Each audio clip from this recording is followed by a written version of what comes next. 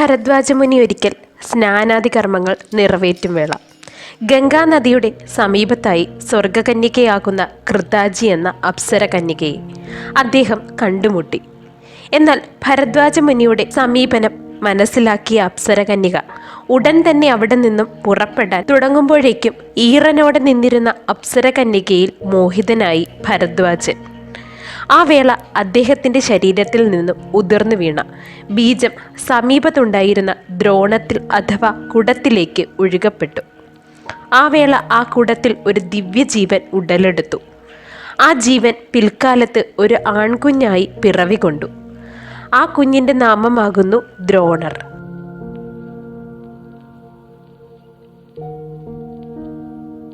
ദ്രോണകുമാരൻ കൗമാരകാലം എത്തിയപ്പോഴേക്കും അക്കാലത്തെ വളരെ ശ്രേഷ്ഠനായ ഗുരുവര്യനാകുന്ന അഗ്നിവേശ മഹാമുനിയുടെ പക്കൽ നിന്നും ആയോധന വിദ്യകൾ അഭ്യസിച്ചു. അങ്ങനെ കുഞ്ഞു ദ്രോണർ ആയോധന വിദ്യകളിൽ മഹാപണ്ഡിതൻ ആയിത്തീർന്നു.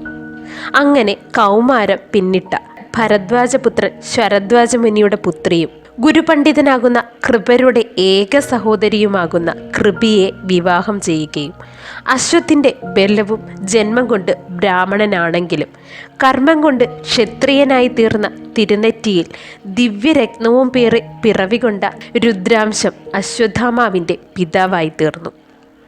അങ്ങനെ കൊടും പട്ടിണിയും ദാരിദ്ര്യത്തിലും ദ്രോണർ തൻ്റെ പുത്രനെ വളർത്തി. എന്നാൽ തനിക്കറിയുന്ന വിദ്യകൾ രാജകുമാരന്മാർക്കും ബ്രാഹ്മണകുമാരന്മാർക്കും പകർന്നു നൽകി അദ്ദേഹം ജീവിച്ചു. എന്നാൽ തൻ്റെ പുത്രന് വേണ്ടത്ര ആഹാരങ്ങളോ ക്ഷീരമോ നൽകുവാൻ അദ്ദേഹത്തിന് നിവർത്തിയുണ്ടായിരുന്നില്ല. ആശ്രമത്തിലെ സ്ഥിതി വളരെ ദയനീയമായപ്പോൾ ദ്രോണർ ഒരു പോംവഴി കണ്ടെത്തി. അത് മറ്റൊന്നുമായിരുന്നില്ല, തൻ്റെ ബാല്യകാല സുഹൃത്താകുന്ന പാഞ്ചാലരാജൻ ദ്രുപദൻ്റെ അടുക്കലേക്ക് ഗമിക്കുക എന്നതായിരുന്നു. ദ്രുപദനും ദ്രോണരും ബാല്യകാലത്ത് ആത്മമിത്രങ്ങൾ ആയിരുന്നു. പാഞ്ചാലകുമാരൻ ദ്രുപദൻ ദ്രോണപിതാവാകുന്ന ഭരദ്വാജമുനിയുടെ ശിഷ്യനായിരുന്നു. അതിനാൽ തന്നെ ഗുരുകുലവാസകാലത്ത് ഇരുമെയ്യും ഒരു മനസ്സുമായി കഴിഞ്ഞിരുന്ന ദ്രുപദൻ ദ്രോണരോട് തങ്ങൾ മുതിർന്നു കഴിഞ്ഞാലും ഈ സുഹൃത്ത് ബന്ധം ഒരിക്കലും ഇഴപിരിയാതെ നിർത്തണമെന്ന്, നാം തൻ്റെ രാജ്യത്തിൻ്റെ പാതി പോലും നൽകുവാൻ തയ്യാറാകുന്നുവെന്നും അങ്ങനെയുള്ള കാര്യങ്ങളെല്ലാം ദ്രോണരോട് പറഞ്ഞു. അവയെല്ലാം ദ്രോണർ ഇപ്പോൾ ഓർത്തെടുത്തു. അങ്ങനെ ഒരു സുഹൃത്ത് തനിക്കുള്ളപ്പോൾ താൻ എന്തിന് ഈ ദാരിദ്ര്യം അനുഭവിക്കണം എന്ന് കരുതി ഭാര്യാപുത്ര സമേതനായി ദ്രോണർ പാഞ്ചാലത്തേക്ക് പുറപ്പെട്ടു. അവിടെ എത്തി ദ്രുപദനെ കണ്ടതും തനിക്ക് ഇങ്ങനെയൊരു സുഹൃത്ത് ഇല്ല എന്നും ഇത്രയും ദരിദ്രനായ ഒരു സുഹൃത്ത് തനിക്കോ എന്ന് ചോദിച്ചുകൊണ്ട് നിറഞ്ഞ സഭയിൽ വെച്ച് ദ്രോണരെയും കുടുംബത്തെയും അധിക്ഷേപിച്ച് പറഞ്ഞയച്ചു. അന്നു മുതൽ ദ്രോണർ ഓരോ ദിവസവും തന്നെ അപമാനിച്ച ദ്രുപദനെ തൻ്റെ കാൽച്ചുവട്ടിലാക്കുവാൻ ഉള്ള തയ്യാറെടുപ്പുകൾ ആരംഭിച്ചു. അതിനായി തനിക്ക് വേണ്ടത് വീരശൂരപരാക്രമികളാകുന്ന ശിഷ്യന്മാർ ആവണം. അതിനായുള്ള കാത്തിരിപ്പാകുന്നു. അങ്ങനെ കഴിയും കാലത്താകുന്നു ഹസ്തിനാപുരത്തിൻ്റെ 105 രാജകുമാരന്മാരുടെ രംഗപ്രവേശനം.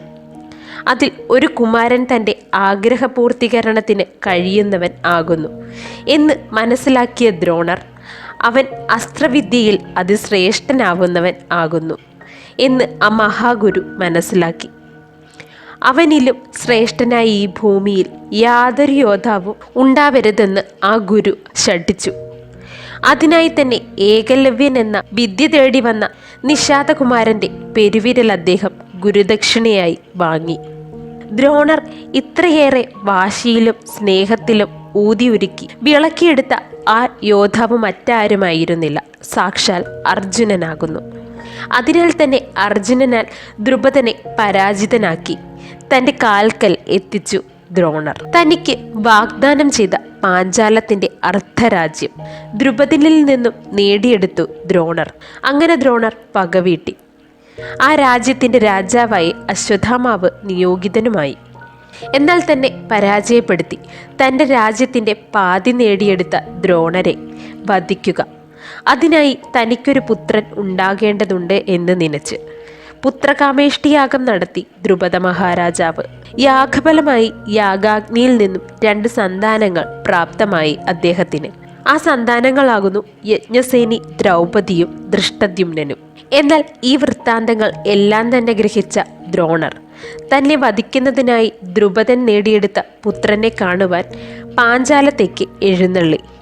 അവിടെ എത്തി ദ്രുപദനെ കാണുകയും തന്നോട് തൻ്റെ പ്രിയ സുഹൃത്ത് ദ്രുപദൻ ചെയ്ത അവഗണന മൂലം ഇത്തരമൊരു പ്രേരിതൻ ആക്കിയതെന്നും തൻ്റെ പ്രിയമിത്രത്തിന് തന്നെ വധിച്ചുകൊണ്ട് അതിന് പകരം വീട്ടാമെന്നും ദ്രോണർ ദ്രുപദനോട് പറയുന്നു. അത് കേട്ട് തന്നിലെ തെറ്റും മനോവ്യഥയും മനസ്സിലാക്കിയ പാഞ്ചാലൻ്റെ മനസ്സ് അലിയുകയും തന്നിൽ നിന്ന് ഉണ്ടായ തെറ്റായ പ്രവർത്തികളുടെ വലിപ്പം മനസ്സിലാക്കിയ ദ്രുപദൻ ദ്രോണരോട് മാപ്പ് ചോദിക്കുകയും ഇരുവരും മുൻപുണ്ടായിരുന്ന സൗഹൃദം പുനഃസ്ഥാപിക്കുകയും ചെയ്തു. ശേഷം ദ്രുപദന്റെ അഭ്യർത്ഥന പ്രകാരം ദ്രോണവധം ലക്ഷ്യം വെച്ചുകൊണ്ട് പിറവികൊണ്ട തൻ്റെ പുത്രന് ദ്രോണർ ഗുരുവാകുന്നു. അങ്ങനെ ആ സൗഹൃദം നിലനിന്നു പോന്നു. എന്നാൽ ദുര്യോധനന്റെ കരവലയത്തിൽ അകപ്പെട്ട അശ്വത്ഥാമാവിനോടുള്ള അമിതമായ പുത്രസ്നേഹത്താൽ ബന്ധിതനായി ദ്രോണർ. അതേ കാരണത്താൽ തന്നെ ദ്രുപദ കന്യകയോടും അവളുടെ പതികളോടും കാണിച്ച അനീതിക്ക് സ്വമനസാൽ അല്ലാതെ പോലും പാത്രമാകേണ്ടവനായി വന്നു ദ്രോണർക്ക്. അങ്ങനെ മഹാഭാരത യുദ്ധത്തിൽ പ്രിയമിത്രത്തിനും പ്രിയ ശിഷ്യനായ അർജുനനും അവൻ്റെ പക്ഷത്തിനുമെതിരായി നിന്ന് പരാക്രമങ്ങൾ കാഴ്ചവെക്കേണ്ടതായി വന്നു ആ മഹാഗുരുവിന്. അങ്ങനെ യുദ്ധത്തിൻ്റെ 15-ാം നാൾ, അതായത് 14-ാം നാൾ രാത്രി യുദ്ധത്തിൻ്റെ തുടർച്ചയായ ദിനം, യാദവകുല ശ്രേഷ്ഠനായ സാത്യകിയെയും ശിഷ്യനായ ദൃഷ്ടദ്യുമ്നനെയും പരാജയപ്പെടുത്തി മുന്നോട്ടേറി കൗരവ സൈന്യാധിപൻ ദ്രോണർ പ്രിയമിത്രം ദ്രുപദനെ ദുഃഖത്തോടുകൂടി വധിക്കുവാനും നിർബന്ധിതനായി അദ്ദേഹം. കൂടാതെ വിരാടരാജൻ വിരാടനെയും അവർ ഇരുവരുടെയും മരണം പാണ്ഡവപടയെ വളരെയധികം പ്രതികൂലമായി ബാധിച്ചതിനാൽ അർജുനനും ദ്രോണരും തമ്മിൽ കൊമ്പുകോർത്തു.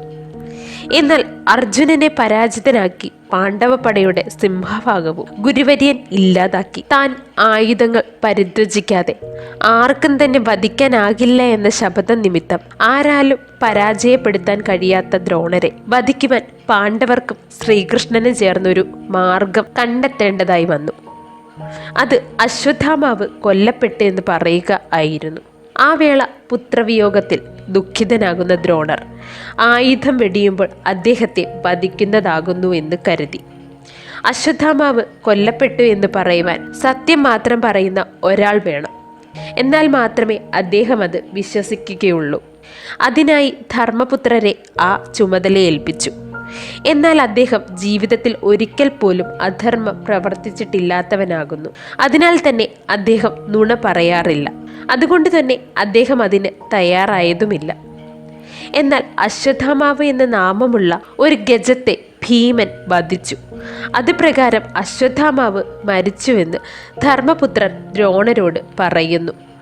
എന്നാൽ അത് വിശ്വസിക്കാതെ പോരാട്ടം തുടർന്ന ദ്രോണരുടെ അക്രമത്തിൽ ഭഗവാൻ ശ്രീകൃഷ്ണൻ കോപാകുലനാകുകയും ഈ ധർമ്മയുദ്ധത്തിൻ്റെ മഹത്വം അദ്ദേഹത്തെ ബോധ്യപ്പെടുത്തുകയും തൻ്റെ യഥാർത്ഥ സത്വം ഭഗവാൻ ദ്രോണരെ കാട്ടി നൽകുകയും ചെയ്തു. ഭഗവത്ഹിതം മനസ്സിലാക്കിയ ദ്രോണർ ആയുധം ത്യജിച്ച് കീഴടങ്ങി. ദ്രോണവധം ലക്ഷ്യം വെച്ച് പിറവികൊണ്ട ദ്രോണശിഷ്യൻ ദൃഷ്ടദ്യുമ്നാൽ ആ മഹാഗുരുവിൻ്റെ ശിരച്ഛേദം നടന്നു. അങ്ങനെ ആ മഹാത്മൻ തൻ്റെ ജന്മം പൂർത്തീകരിച്ചു.